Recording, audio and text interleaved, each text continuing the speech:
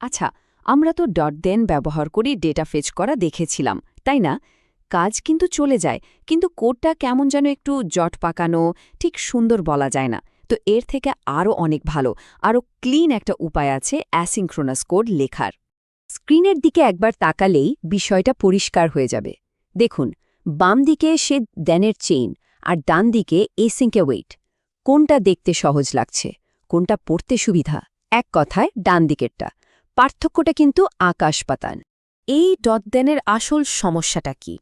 সমস্যাটা হলো এর নেস্টিং, মানে একটার ভেতরে আরেকটা, তার ভেতরে আরেকটা, এভাবে চলতে থাকলে কোডের ফ্লো বোঝাটাই মুশকিল হয়ে যায়। কোডটা দেখতে একদম জট পাকিয়ে যায়, তাই না?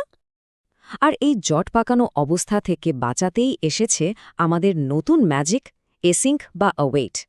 মজার ব্যাপার হলো এর পেছনে কিন্তু সেই প্রমিসই কাজ করছে, কিন্তু এটা ডট দেন এর সব জটিলতা ঝেড়ে ফেলে দিয়েছে। কোডটা এতটাই সহজ হয়ে যায় যে মনে হবে যেন সাধারণ সিঙ্ক্রোনাস কোডই লিখছি আমরা। এখন প্রশ্ন হলো, এটা ব্যবহার করা কতটা কঠিন? একদমই না। মাত্র দুটো কিওয়ার্ড মাথায় রাখতে হবে, অ্যাসিঙ্ক আর অ্যাওয়েট। সোজা হিসাব। ফাংশন ডিক্লেয়ার করার আগে অ্যাসিঙ্ক বসিয়ে দিন, আর যে কোনো প্রমিস রিটার্ন করা ফাংশনের আগে অ্যাওয়েট লাগিয়ে দিন। ব্যাস, হয়ে গেল। কোয়েট কিওয়ার্ডটার মধ্যে কিন্তু একটা অসাধারণ ক্ষমতা লুকিয়ে আছে। এটা জাভাস্ক্রিপ্টের একদম বেসিক একটা আচরণকেই বদলে দেয়। মানে জাভাস্ক্রিপ্টকে অপেক্ষা করতে শেখায়। চলুন দেখি কিভাবে এটা সম্ভব হয়। আচ্ছা, একটা কথা ভাবুন তো, জাভাস্ক্রিপ্ট কি সাধারণত কারোর জন্য অপেক্ষা করে? কোনো কাজের জন্য কি থেমে থাকে? উত্তরটা হলো একদমই না। জাভাস্ক্রিপ্ট হলো নন ব্লকিং, মানে ও একটার পর একটা কাজ করে চলে যায়, আগেরটা শেষ হলো কিনা তার ধার ধারে না। একদম ঠিক। জাভাস্ক্রিপ্ট যেন একটা ব্যস্ত হাইওয়ের মতো।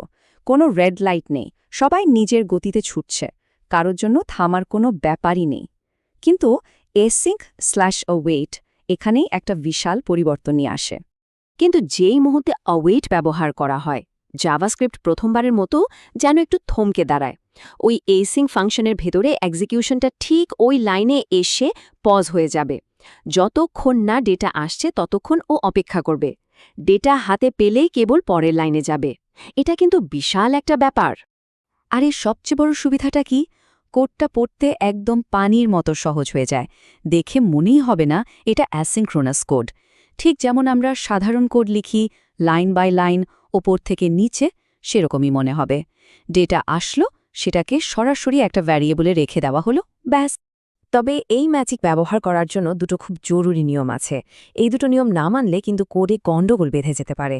সো চলুন নিয়ম দুটো জেনে নিই। নিয়ম নম্বর ১, অ্যাওয়েটকে ব্যবহার করতে হলে তাকে অবশ্যই একটা এসিং ফাংশনের ভেতরে থাকতে হবে। মানে এসিং ফাংশনটা হলো অ্যাওয়েটের খেলার মাঠ। এর বাইরে অ্যাওয়েটের কোনো শক্তি নেই। ফাংশনের বাইরের কোড কিন্তু ওর জন্য অপেক্ষা করবে না, নিজের মতো চলতে থাকবে। আর নিয়ম নম্বর ২, একটা অ্যাসিং ফাংশন কিন্তু সরাসরি ডেটাটা রিটার্ন করে না। এটা সবসময় একটা প্রমিস রিটার্ন করে, মানে ফাংশনটা কথা দিচ্ছে যে কাজটা হয়ে গেলে ডেটাটা দেওয়া হবে। তো ডেটাটা পেতে হলে সেই প্রমিসের রেজাল্টের জন্য অপেক্ষা করতে হবে। তো সব মিলিয়ে কি বোঝা গেল? কেন আজকাল সবাই ডেটা আনার জন্য অ্যাসিঙ্ক অ্যাওয়েট ব্যবহার করার কথা বলে? চলুন মূল পয়েন্টগুলো একবার দেখে নিই। প্রথমত, কোড পড়া অনেক অনেক সহজ হয়ে যায়। দ্বিতীয়ত, কোডের ফ্লোটা একদম সাধারণ সিঙ্ক্রোনাস কোডের মতো লাগে। আর সবচেয়ে বড় কথা, ডট দেনের ওই বিরক্তিকর চেন থেকে মুক্তি। এরর হ্যান্ডলিংও অনেক ক্লিন হয়, আর ডেটা সরাসরি ভ্যারিয়েবলে রাখা যায়। এর থেকে আর কি চাই? এখন হয়তো মনে হতে পারে যে, আরে অ্যাসিঙ্ক ফাংশন যদি প্রমিসই রিটার্ন করে, তাহলে তো আবার ডট দেন ব্যবহার করতে হবে। কিন্তু বাস্তব ক্ষেত্রে, ধরুন রিয়াক্টে, আমাদের প্রায় এটার দরকার হয় না। কারণ আমরা কি করি, ডেটাটা ফ্যাচ করে সরাসরি ফাংশনের ভেতরেই স্টেট আপডেট করে দিই, কাজ ওখানেই শেষ। তো পরের প্রজেক্টে যখনই ডেটা ফ্যাচ করার দরকার হবে, এই পদ্ধতিটা একবার ব্যবহার করে দেখার কথা ভাবা যেতেই পারে, তাই না? কোডকে সহজ আর পরিচ্ছন্ন রাখার জন্য এর চেয়ে ভালো উপায় আর কি হতে পারে?